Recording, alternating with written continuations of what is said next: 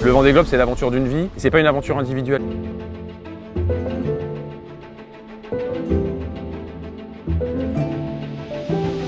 Cette envie de partir au large, c'est cet amour que je voue à l'océan, qui est un amour très fort que j'ai depuis le plus jeune âge. Une énorme envie de retrouver ces mers du Sud pour prendre ma revanche, réussir à les passer non pas en aventurier, mais plus en coureur.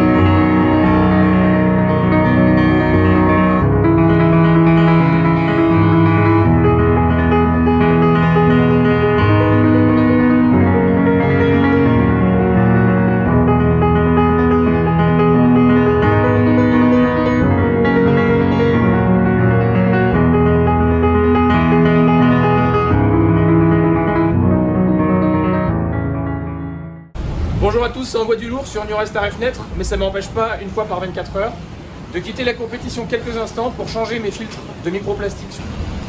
Alors j'ai deux capteurs. Un premier capteur qui fait CO2, salinité, température en surface. Donc celui-là c'est assez simple, je peux même directement envoyer les données à la communauté scientifique. Le deuxième en revanche, c'est un capteur de microplastique. Toutes les 24 heures, je dois changer mes filtres. Donc c'est ici. Donc là j'ouvre. Et là, j'ai les filtres installés hier. Donc là on voit qu'il y a des petits dépôts. Les scientifiques nous diront et analyseront, ils diront si c'est du microplastique. Et donc j'installe ensuite le nouveau filtre. Il y a trois tamis différents, trois filtres différents qui peuvent filtrer différentes tailles de microplastique. Et donc c'est les scientifiques qui au retour du voyage de la course nous diront ce qu'il en est. Je suis en train de réaliser que je suis pas revenu depuis le dernier Vendée Globe, et donc la dernière fois que je suis venu ici c'était pour le Vendée, donc c'est évident que ça fait quelque chose, ce chenal. C'est un endroit mythique qui est gravé en moi, donc c'est beaucoup d'émotions d'être ici et j'ai hâte maintenant de repartir dans l'autre sens.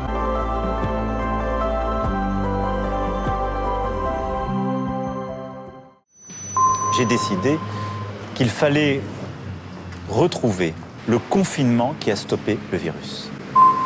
Le fait qu'il n'y ait personne, ça va être un peu mystique comme départ. On n'a pas le droit de se plaindre, on est des grands privilégiés, on part en mer alors que tout le monde va rester confiné. On a tous une grande responsabilité pour essayer de faire rêver tout le monde à terre cet hiver, leur raconter de belles histoires, les faire rêver avec les beaux couchers de soleil, avec les nuances de gris dans les mers du Sud, avec toutes nos aventures. Je pense que bien sûr c'est une course et ça va rester une course, il ne faut pas perdre la compétition de vue. Mais je pense que là cette année on a encore plus une responsabilité à partager la magie du Vendée Globe avec tout le monde.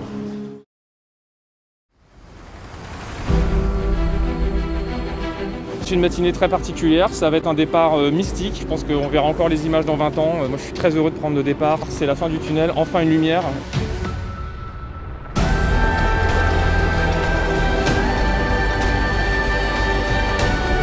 3, 2, 1, top! Allez Fabrice, ciao!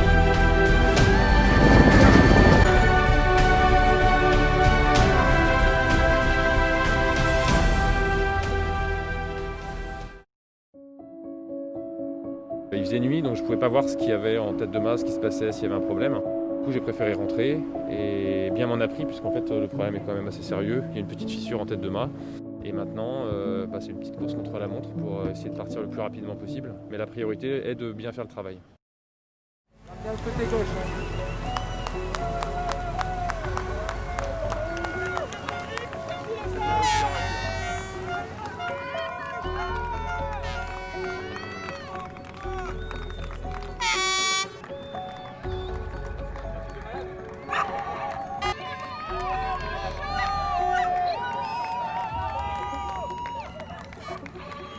Ça rebooste parce qu'avec le Covid c'était dur quand même ce départ, j'ai trouvé.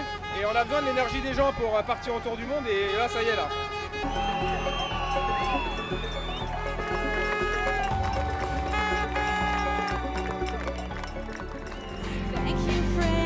Salut les amis. Et non, vous ne rêvez pas, je suis en mer. C'est incroyable. La mer est plate, le bateau vole, c'est génial.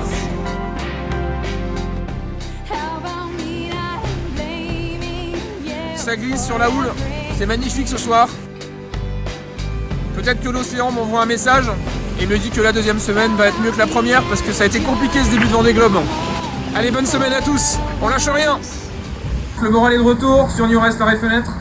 Encore 2 petites journées à manger un peu notre pain noir et après on va vraiment pouvoir accélérer, ça va être super. Ça commence à être pas mal. Allez là! Salut les amis, c'est déjà génial d'être là. On a traversé pas mal de galères, mais là maintenant j'en suis sûr, le meilleur est à venir. Allez, bonne journée à tous.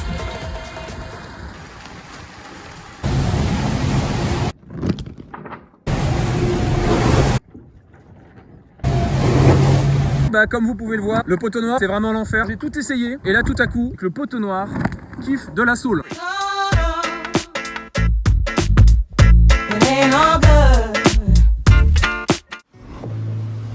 Sunday afternoon, I got nothing to do.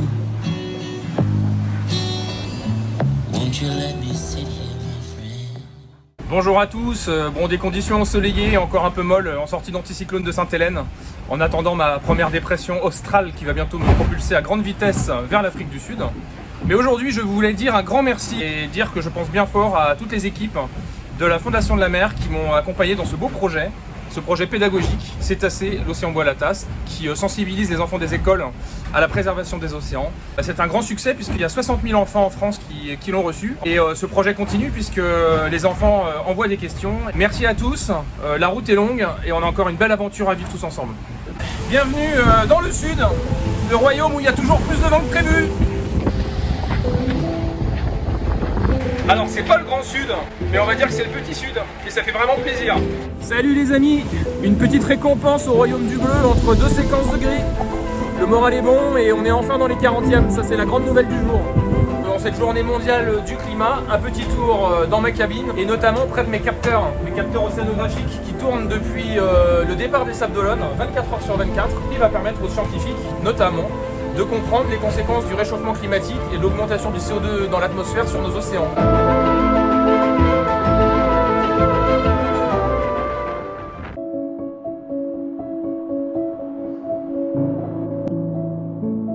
Bonjour à tous, je suis à Cape Town et je voulais vous donner des nouvelles. Donc le Vendée Globe s'est arrêté pour moi malheureusement il y a quelques jours, suite au plantage de mon 2e et dernier ordinateur.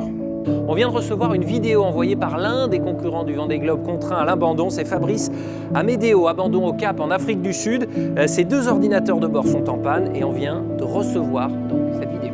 J'ai longuement hésité à continuer, ça voulait dire subir des systèmes météo, naviguer en aveugle, ne pas forcément être maître de ma sécurité.